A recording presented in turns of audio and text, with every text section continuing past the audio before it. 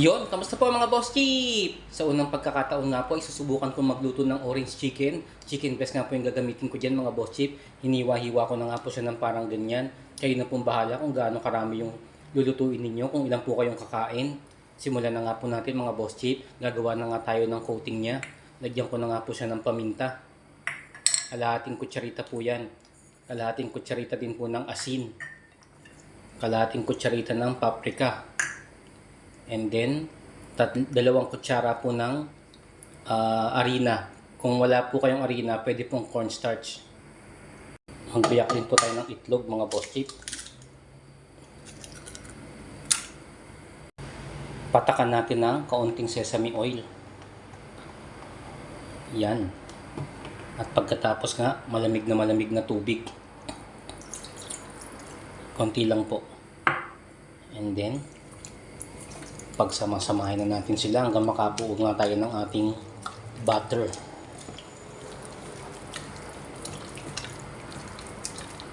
Ayan. Okay na nga po ito sa akin mga boss chip. Itatabi ko muna siya siguro 20 to 30 minutes po bago natin iprito. Yon mga boss chip! Ito na nga po yung gagamitin natin para sa paggawa po ng sauce ng ating orange chicken. Gagamit nga po tayo dito ng ginadgad na bawang. Ginadgad din po na luya. Ginadgad po na yung tinatawag na orange zest. Ito po yung balat ng orange. Gagadgarin nyo lang po siya sa inyong mga gadgaran mga boss chip. Gagamit din po ako dito ng 2 klase ng asukal. Brown sugar or white sugar. Pwede pong isa lang. Bahala na po kayo kung anong gusto nyong gamitin. Pero ako po gagamit po ako ng 2. And then vinegar po at saka toyo. At syempre hindi po mawawala yung ating fresh orange juice. Ayan po mga boss chip. Dito nga po sa aking mangkok, ilagay ko na nga po yung bawang, luya,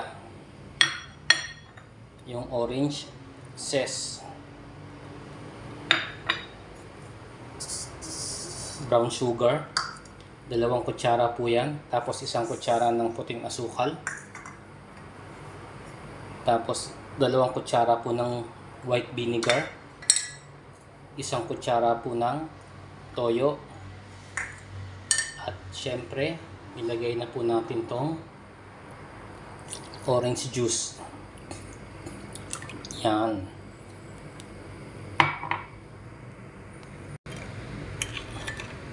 Mix lang po natin.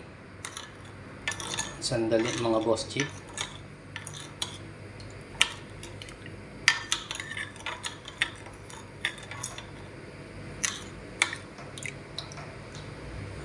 Itatabi ko lang po muna siya.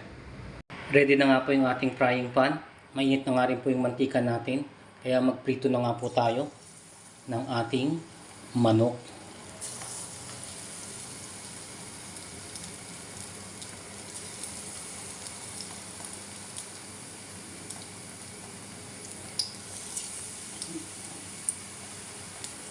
Yan.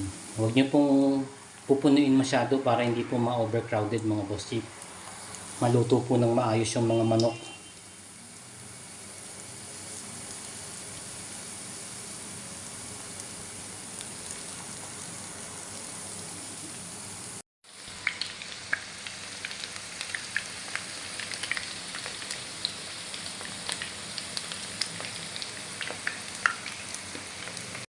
Naprito ko na nga pong lahat yung mga manok mga boss chip, pero i-double fry ko nga po sila para talagang kumapit ng kumapit yung coating nila at hindi po matanggal kapag ginalo ko na nga po sa sauce.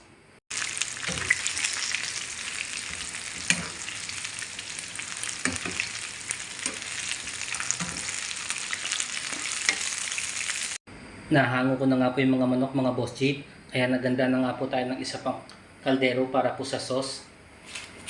Gumawa rin po pala ako dito ng slurry. Malamig na tubig po, tsaka harina lang po yung nilagay ko dito.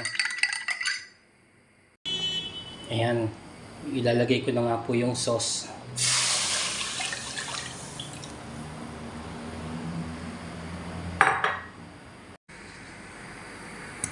Yan.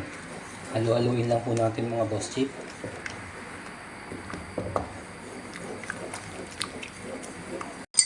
And then lalagyan ko na nga po siya ng ating ginawang slurry. Pampalapot po.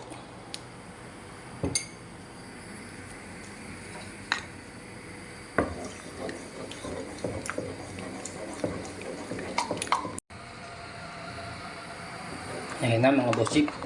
Medyo lumalapot-lapot na nga siya ng konti.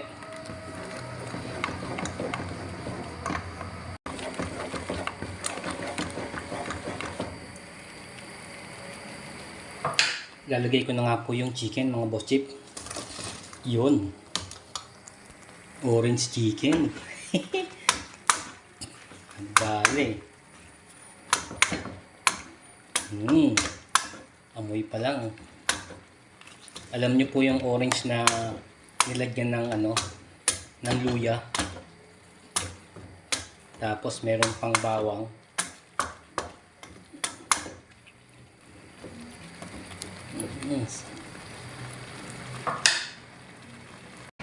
Yan, tapos naghiwa-hiwa nga din pala ako dito ng onion, spring onion o dahon ng sibuyas mga boss chip. Ganyan po. Ilalagay ko nga po siya dyan.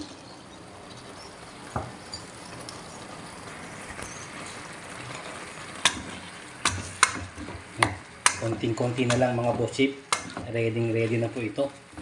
Pampadagdag ng amoy yung dahon ng sibuyas.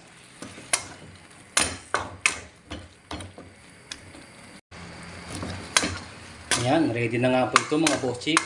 Ready for tibag na naman tayo nito. Sukol na naman yung kalderong kanin ko nito mga boss chip. Saktong-sakto, kakauwi ko lang galing sa trabaho. Busog-lusog na naman tayo nito.